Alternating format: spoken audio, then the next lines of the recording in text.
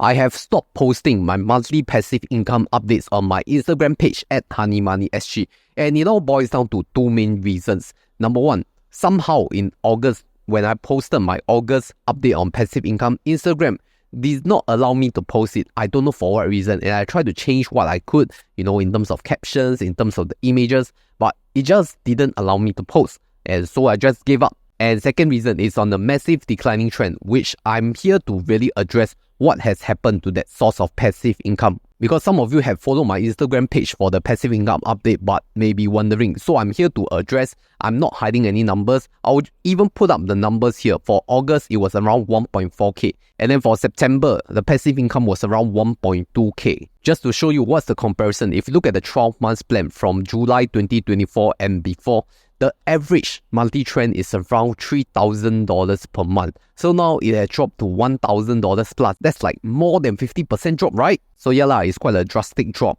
And if you also want to learn how to make passive income, earn passive income, so that you can not just rely on your active income, then come and join us at over 17,000 members in the Honey Money SG Telegram group for free and join like-minded people. Now, if you take a deeper look into my passive income sources, right, what were the main contributors? Because if we can identify the main contributors and see what has happened to it, then it can maybe explain what has caused this huge fall. So there are a lot of assets actually, but I'll just list the more important ones, like for example, high interest bank accounts, money market funds, dividends from stocks, bond interest, as well as occasional promotions from banks or financial institutions. So like I said previously, the average 12 months trend was at least $3,000 per month, and then now it dropped to 1,000 plus. Must be very drastic, right? But there's really nothing too surprising or alarming, because if we take a look at how passive income is calculated, it is mainly your capital multiplied by the returns rate, and that will give you the passive income. So if either one of these fall, then it will affect your passive income on the downtrend, right? So number one, we must address the returns rate. Of course, it is going to drop with the falling interest rate environment. Then secondly, the capital also drop. Drop, never mind, but drop then go where? What has happened to it? Did it vanish to thin air? I'll address the reasons one by one. Let's start with the interest rate drop first. I think it's very clear cut that the US Federal Reserve will cut interest rates, and that indeed happened in September 18 on the FOMC meeting. So with the impact, all your other bank financial products that are giving you good returns in the past, and even including your money market funds, are going to start lowering their return rates. For example, bank accounts like UOB1 and HSBC Everyday Global Account has already lowered their interest rates, because we remember last time UOB1 used to give 5% effective interest on your first 100k. That has changed. Then money market funds, for those of you who have invested in Fullerton SGD Cash Fund or SGD Liquidity Fund, at one point in time, it went as high as 4% per annum I remember. Now it's hovering around 3% per annum as of the recording date. But do you know you can still get up to 6.9% per annum or not? And this is how you can do it.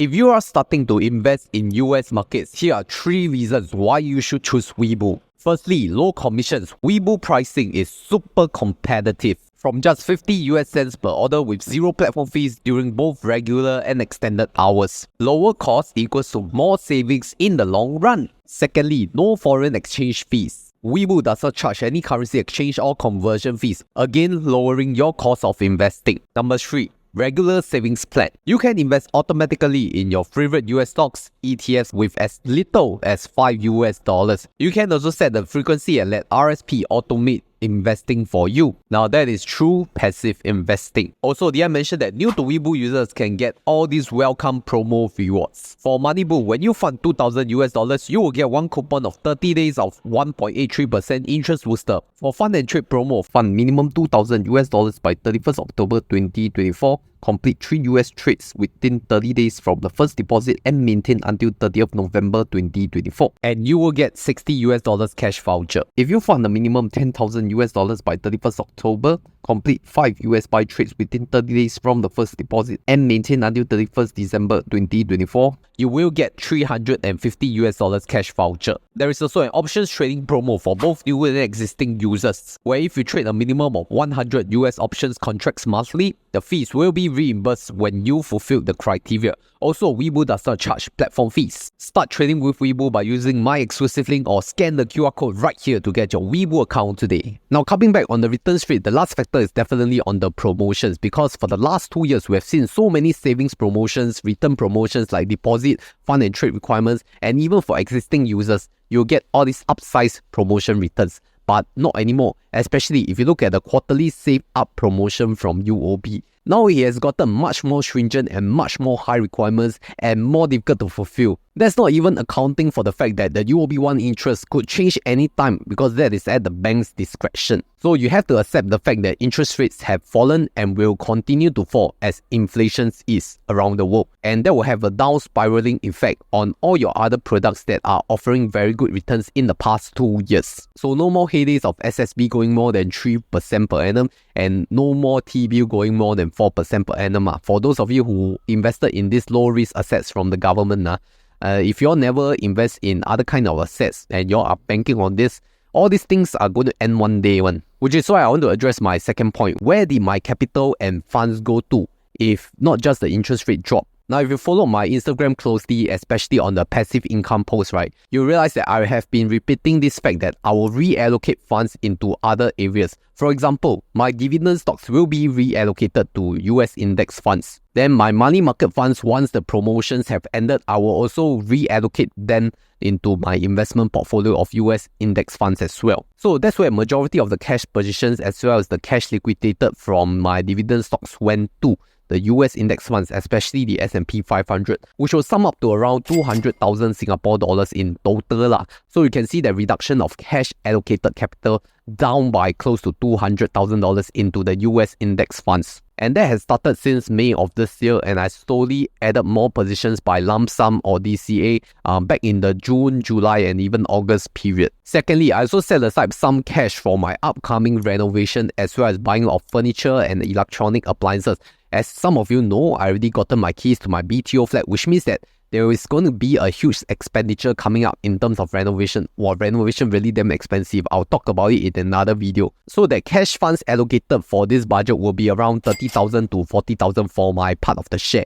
And this is a do not touch portion, which means it will be saved up as cash in the best returns possible and the safest environment, which is bank accounts. So for those of you who have followed me through this high interest environment journey, I hope that you have also heard my continuous message that interest rates are going to drop this year, which is why I always tell you all have to invest outside of your low risk assets. And to be fully transparent, most of my cash positions are in 2 high interest bank accounts. Number one, OCBC 360, which is giving you up to 4.65% per annum as of the recording date. The referral code is here if you want to sign up. And secondly, my spare cash will go into HSBC Everyday Global account, which is the bonus interest campaign that one still can get around 4% per annum interest. Then as and when there are new promotions, especially on money market funds for existing user promotion, then I'll do an update . Maybe I can still take part in some of these promotions and then do an update on the cash saving strategy. But I'm not really positive about it in terms of the rates. Like I always mention, you cannot just rely on government T-bills and SSB. The period is over and it's dying soon. You look at SSB now, already close to CPF OA 2.5%. I would rather just put it in CPF, right? Maybe CPF is going to be very popular soon already. I must start my CPF series very soon. So I guess there always needs to be a balanced portfolio, like a good mix of cash asset allocated into high interest bank accounts. Then the other part where you could take slightly higher risk, you go and invest in a broad-based diversified index fund if you don't want to pick stocks. If you're good in picking stocks, yes, go for it. And don't try to time the market unless you're very comfortable and you're confident and you know what you're doing. Otherwise, I think you just lump sum or you do dollar cost average, up to you. Stay invested. Don't go in and out. Therefore, to really sum up for this video, right, I've enjoyed the 3K monthly passive income for the past 1 year.